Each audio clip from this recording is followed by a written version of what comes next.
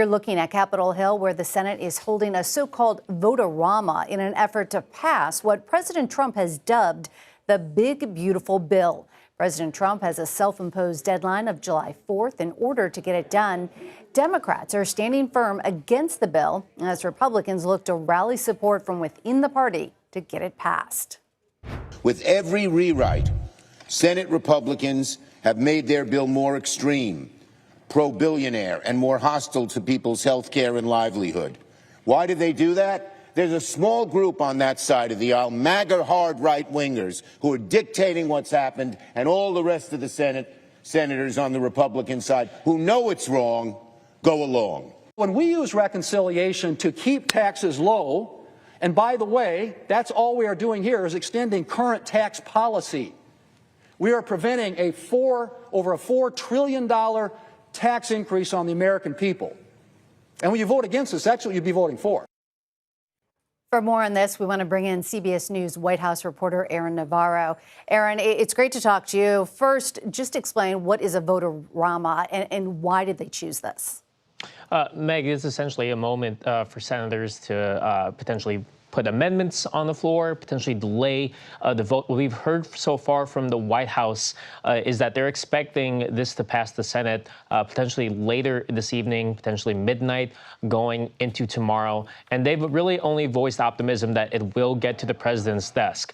At the same time, you've seen President Trump say that while he does want cuts in this bill, that he's telling congressional Republicans to not go, quote, too crazy with it. That's a potential acknowledgement on the political reality that this bill will face once it gets to the House, where the margins for Republicans are very slim. And you've also seen President Trump, when asked about that self-imposed deadline of July 4th for this bill to get to his desk, say that it's okay in the sense that it takes a couple of days after, as long as it gets passed. So he's really looking to get this passed in this time window that we have now before the 2026 midterms, where control of Congress could change parties. Aaron, we've seen the president call for Republican lawmakers to make substantial cuts in this bill. However, in a recent Truth Social post, is now warning against too much cost cutting, saying, quote, "For all cost-cutting Republicans, of which I am one, remember, you still have to get reelected. Don't go too crazy." What's the logic here?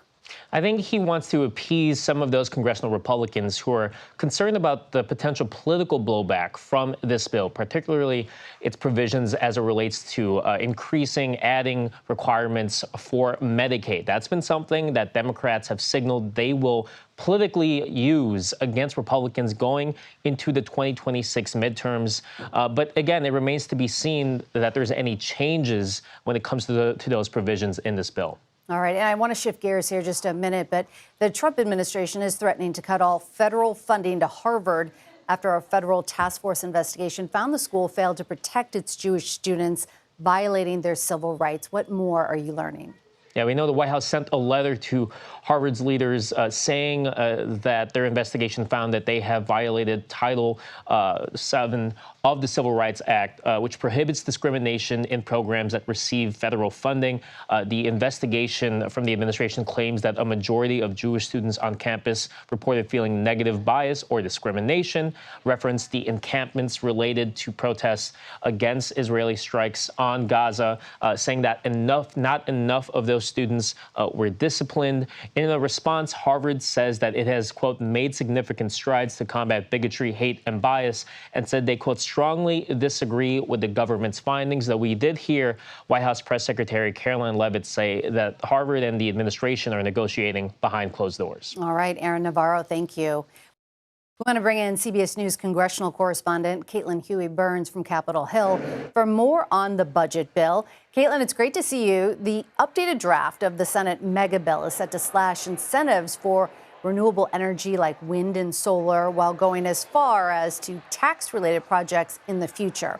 So break this down for us. What impact would this have on the industry as a whole, and what are we learning about this move? And Meg, it's great to see you too. And what's significant about this is that it essentially phases out these tax credits that have been in place for quite some time now, earlier than originally proposed. But then the legislation adds an additional tax on some members of the industry if they use products from China or overseas. Basically, they want to incentivize domestic manufacturing, but they're putting on a penalty for companies who use manufactured products that are manufactured overseas. And so the intention is so that there is an increase in domestic manufacturing, but realistically and practically, companies are saying that it is going to be very, very difficult to actually prove all of that, given all of the complications. So this is essentially the president and the administration, according to reporting, saying that they want, to increase incentives for American companies and also to phase out some of these tax credits earlier than planned. On paper, that sounds perhaps like a conservative policy that has been talked about, but it is in practice very difficult. So lots of people in the related industries are raising alarms about this. Now, we're watching, as you and Aaron discussed, this vote-a-rama happening, these amendments. We're watching to see if any of those are fixes to this kind of thing, maybe not phasing out those tax credits earlier or ending that tax on foreign-made products. And Caitlin, the House is still going to need to vote to pass the Senate's changes. So what happens next? What happens if the lower chamber doesn't agree with the changes? Yeah, Meg, a long way to go before this gets anywhere close to the president's desk. We are expecting this vote tonight to go through late night, early into the early hours of tomorrow morning, presumably passing it by tomorrow morning. But then, as you mentioned, still has to pass the House. And on the House side, there are some very strong concerns about some of the changes that have been made here on the Senate side. And then you have, of course, the president weighing in at every iteration. So if it doesn't, if it passes the Senate tomorrow, it has to go back over to the House. And they are very eager on that side to get it done, but lots of concerns remain. All right, Caitlin Huey-Burns, thank you.